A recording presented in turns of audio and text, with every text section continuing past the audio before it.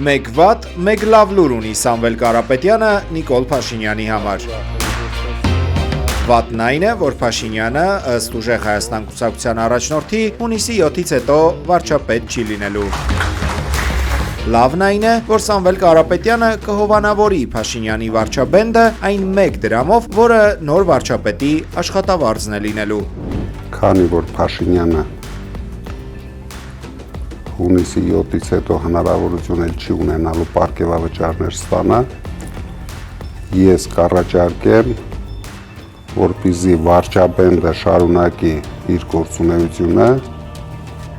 ամեն ամիս 1 դրամ փոխանցելու եմ վարչաբենդին։ Ուժեղ հայաստանցիները պնդում են, Հայաստանի վարչապետը 1 դրամից ավելի աշխատավարձ չպետք է ստանա, էլ ուր մնաց թե հավելավճարներ ու պարգևավճարներ։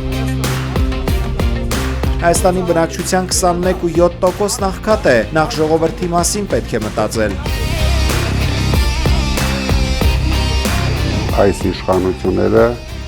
չեն կարող ընդունել նորմալ ապրող մարդկանց։ Նրանք կարում են կառավարել միայն աղքատ մարդկանց, որ 10,000 դրամ թոշակ բարձրացնելով թելադրեն իրենց ոչ հայրենանվեր բոլոր խոսույթները։ Գործարար բարերար արդեն նաև վարչապետի թեկնածու Սամվել Կարապետյանը ինչպես է համոզելու ժողովրդին, որ իր թիմը իշխանության է գալիս ոչ թե հարստանալու, այլ ժողովրդին հարստացնելու համար։ Հարցը հնչել է Կարապետյան հայաստանյան հեռուստաընկերությունների ներկայացուցիչներ հանդիպման ժամանակ։ Դրա համար գալիս են արդեն հարստացած մարդիկ, ովքեր հարստանալու կարիք չունեն։ Մենք հարստացնելու ենք հայ ժողովրդին, ի տարբերություն ներկա իշխանություններին, ովքեր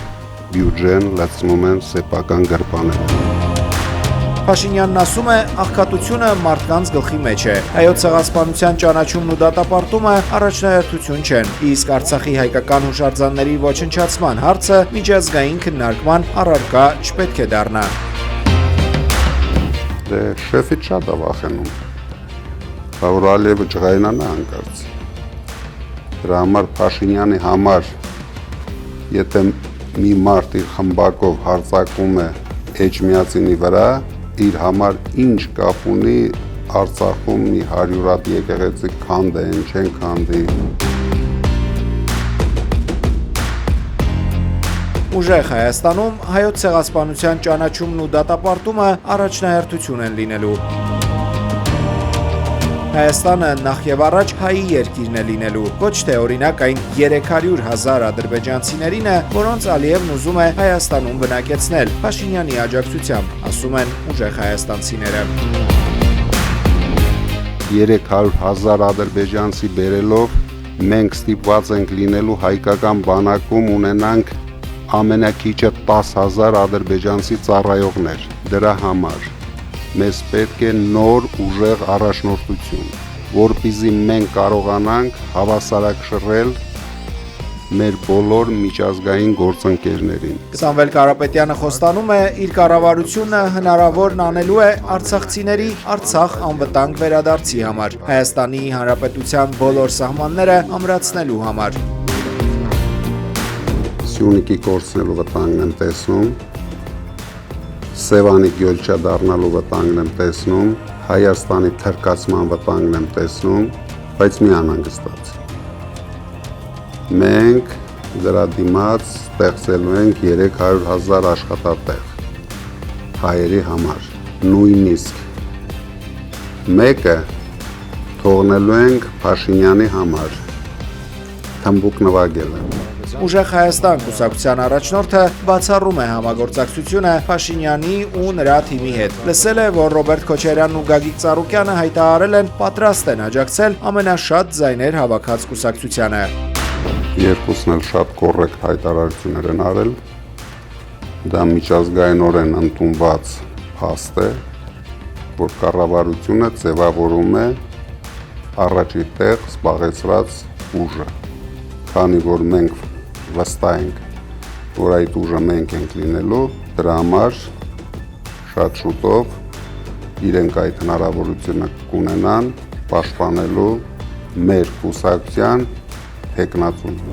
Բարերարը նաև լրագրողների հետ զրույցում չի հերքել, քաղաքականություն չէր մտնի, եթե չլիներ Փաշինյանի ապազգային արշավը Հայաստանի երրորդ հանրապետության հայ առաքելական եկեղեցու Սփյուռքի դեմ։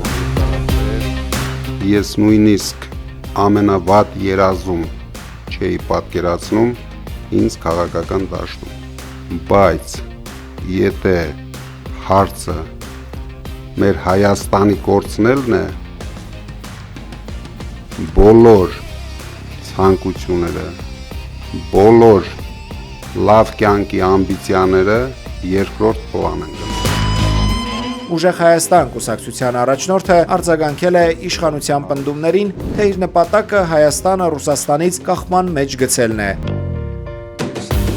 Փաշինյանի այդքան սիրած հեծը, Հրազդանի ջեկը, Սևան Հրազդան կասկադը ես եմ վերադարձրել Հայաստանին, հիշեցրել է Կարապետյանը, ավելացրել, հիմա էլ ինքն է վերադառնում Հայաստան։ Ես այն մարդն եմ,